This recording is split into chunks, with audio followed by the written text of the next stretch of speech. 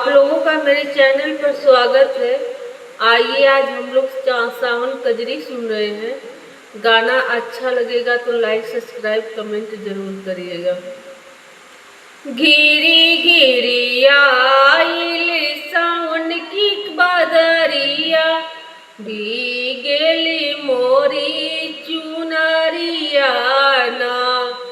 घिरी घिरी आइल सावन की बदरिया, भीगेली मोरी चुनरिया ना।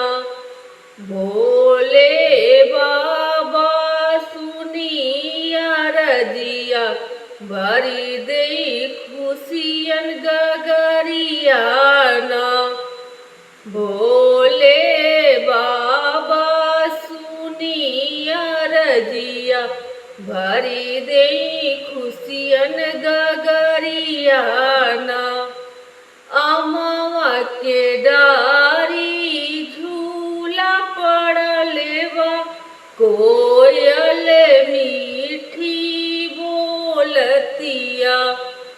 अमवा के डारी झूला पड़ले बा, कोयल मीठी बोलतिया।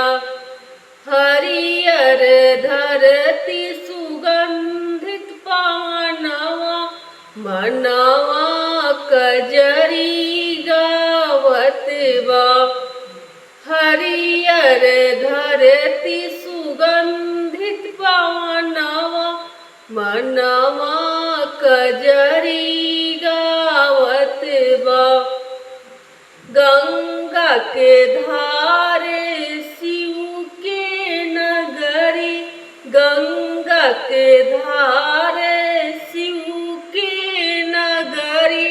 गूंजे हर हरे बम बम की बोली, गूंजे हर हरे बम बम की बोली।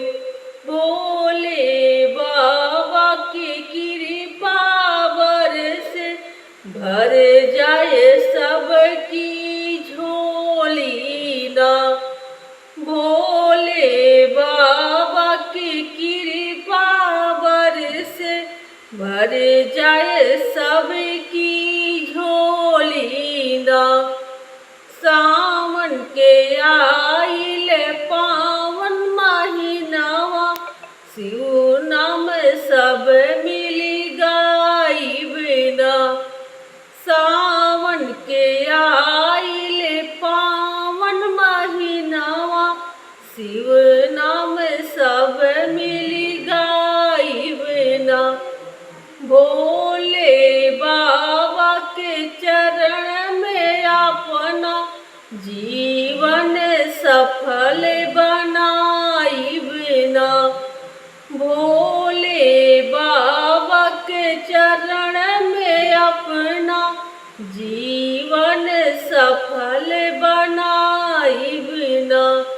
घिरी घिरी आइल सावन की बदरिया, भीगी गईले मोरी चुनरिया ना।